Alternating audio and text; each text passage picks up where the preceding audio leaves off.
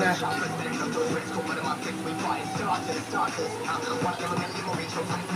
Turn you off.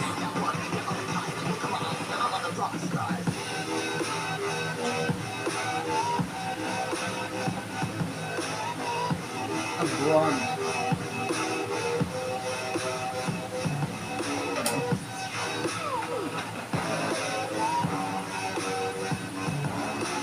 Disconnect. Which was YouTube. Eventually, the cat awoke, overjoyed to see his master begin frolicking and mewing loudly.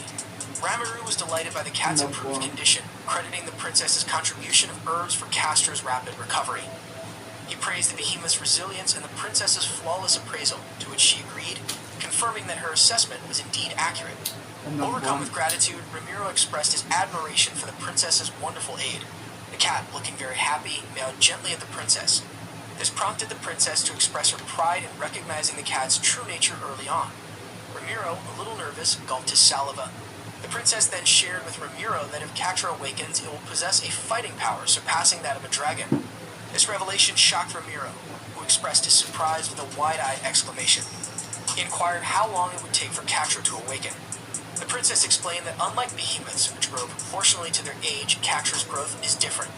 As Catra grows stronger, it will also increase in size.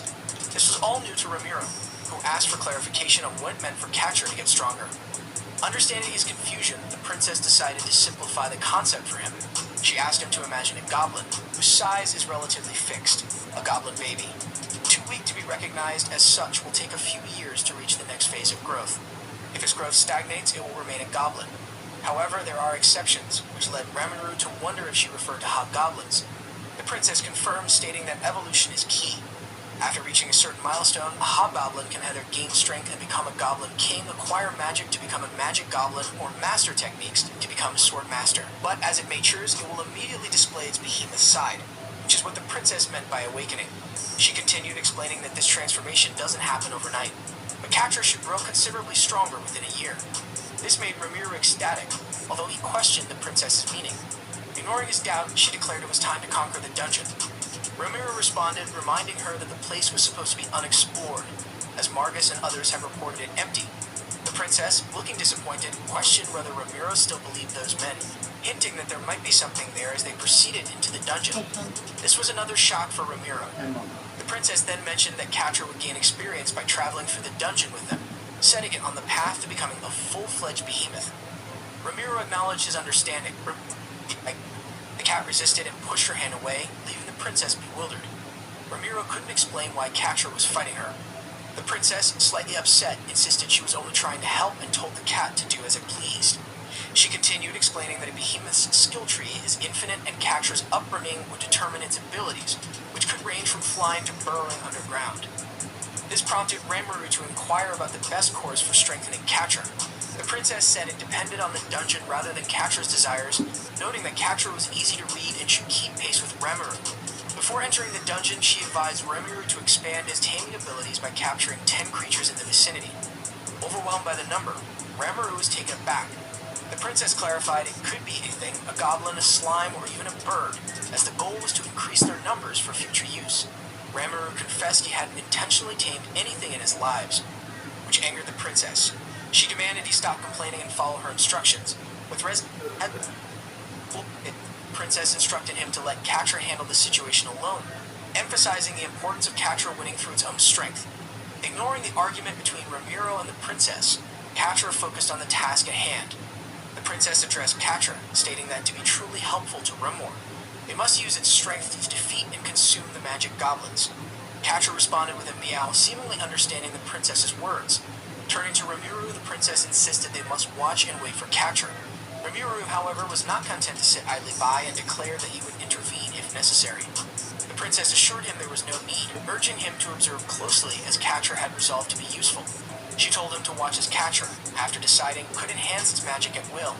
Catra then charged into battle against the magic goblins, skillfully using its flight to dodge their attacks. As the fight ensued, the princess pointed out Catra's playful agility, amused by the display, though Ramiro was too concerned for his pet to enjoy the spectacle. Catra headbutted some goblins, then swiftly evaded before launching another attack. Prompting the princess to note Catra's strategic prowess, Ramiro concurred, praising Catra's remarkable abilities. Ultimately, Catra vanquished all the magic goblins and consumed them, brewing itself as if savoring a delicious meal. Ramiro observed that Catra was not only strong, but also growing larger.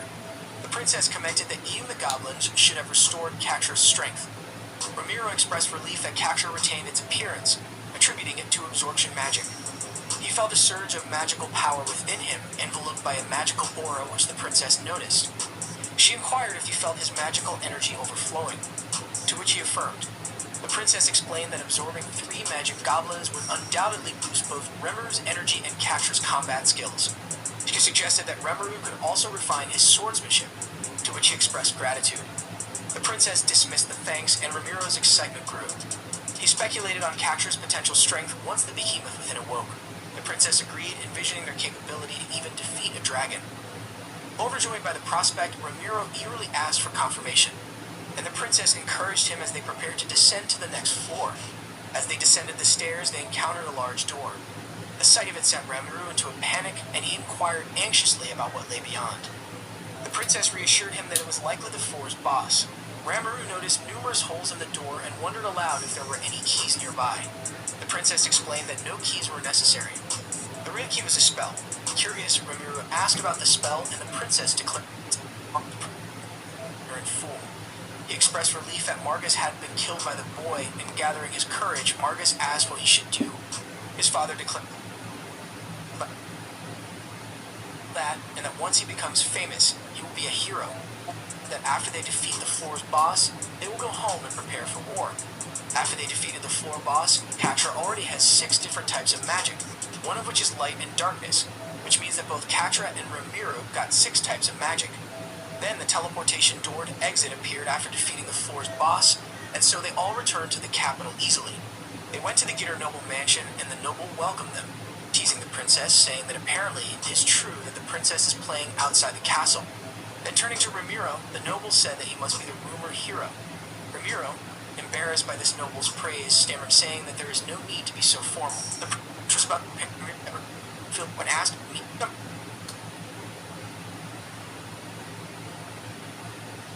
rank, and the participant could choose the rank of their opponent. The princess inquired if there were any A-rank adventurers, to which the receptionist replied that there were none and only a few B-rankers. Most adventurers were of lower ranks like C and D. The princess then asked if a participant could be promoted to A rank if he defeated all the adventurers. The receptionist politely declined, but the princess merely smiled, stating that her participant could easily defeat his heroism and gain recognition from the Gitter nobles. The order for the match to commence was given. Rimuru hypothesized that if the adventurers were employing a war strategy, the mage would be positioned at the back for protection. Upon counting the mages, he identified 1 B-ranked mage, 3 C-ranked mages, and 1 hooded female mage of indeterminable rank hidden amongst the adventurers. He wondered if this hooded female mage was truly a D rank, as she was standing with the D-ranked adventurers. Rimuru instructed Catra to handle the hooded female mage, to which Catra responded affirmatively with a meow. The first attack launched at Rimuru was a large fire attack by the C-ranked mages. As the massive fireball approached him, he laughed and told the mages not to get carried away, countering the fireball with the waterball magic. Some adventurers had closed in on Ramiro, warning him not to focus solely on the mages as they were ready to strike him with their swords. However, Catra defended him using her wing, leaving the adventurers questioning the type of cat monster Catra was, shocked at the power she displayed. Before Ramiro could react to the last attack, he was attacked by a jig of flame and an adventurer charging at him with a sword at high speed, making him realize that this was a combined attack from the B-ranked adventurers. Rimuru shouted that the B-ranked adventurers would also be caught in their combined attack, to which one of the B-ranked adventurers replied, telling Rimuru not to underestimate their signature move and to choose whether he wanted to be slashed by them or burned by the fire. At this point, Rimuru noticed that the direction of the attack had changed, realizing that they intended to break his focus. He defended against the 2 B-ranked strikes using his advanced sword skills. The 2 B-ranked adventurers mocked Rimuru, stating that even though he was surrounded from 2 directions, Ramiro chose to be burned to death, telling him to die alone. And the jig of flame fell on him, with the adventurers celebrating, thinking that Ramiro had been defeated. After the fire had ceased, Ramiro retrieved a potion from his sprocket and consumed it. This allowed him to recover from the bruises he had sustained from the fire. The princess, seated nearby, laughed to herself, remarking on the naivety of the adventurers. She speculated that if that was all they had, Ramiro would not perish. The adventurers, shocked to see Remuru's recovery, questioned if he was even human.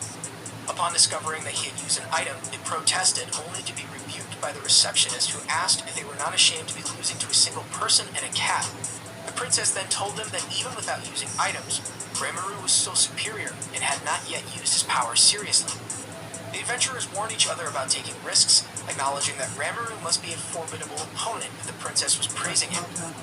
Then the hooded female mage unleashed a dark light magic spell. This form of magic terrified the other adventurers, prompting them to hastily evade its path. As the magical attack reached Rimuru, he captured it, transforming the dangerous spell into a small flame on his finger.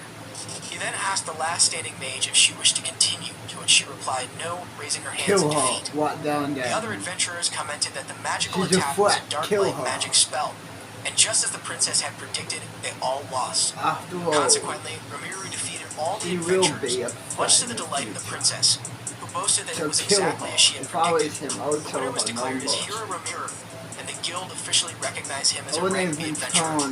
This also made Katra the cat express her joy with a loud, gentle meow.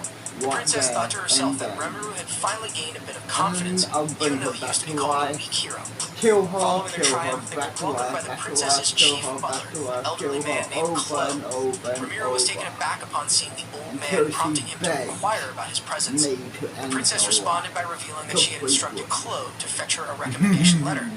Subsequently, the princess ascended a platform to address all the adventurers who had participated in the exam she had proposed. She seized this opportunity to extend her deepest apologies to all adventurers, explaining that the test was designed to assess her comrades' abilities. She implored them to forgive her for any inconvenience caused, reinforcing her words with an emotional expression. She further clarified that the exam was intended to bring out the best in all adventurers, which was the primary reason for his proposal. She assured them that she had no intention of deceiving them and that all her actions were for the benefit of their kingdom. Upon hearing her persuasive words and witnessing her emotional display, all the adventurers responded in unison, apologizing for their ignorance towards the princess and slightly bowing their heads. The princess thanked them and urged them to continue working hard for their country.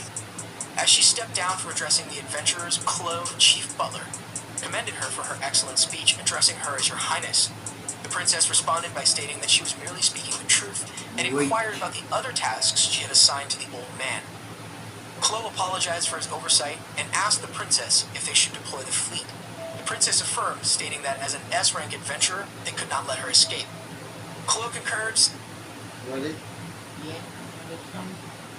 Cool. Weak.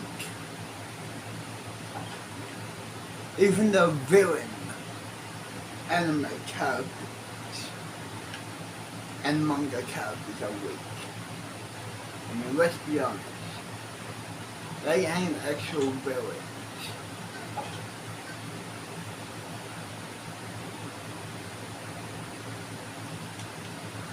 Ready? Yeah, but it's Cool. See you in 3 years. By then, I would definitely be at school. Like I said, I'm, in a year at school. So I'll see you in 3 years. See you then.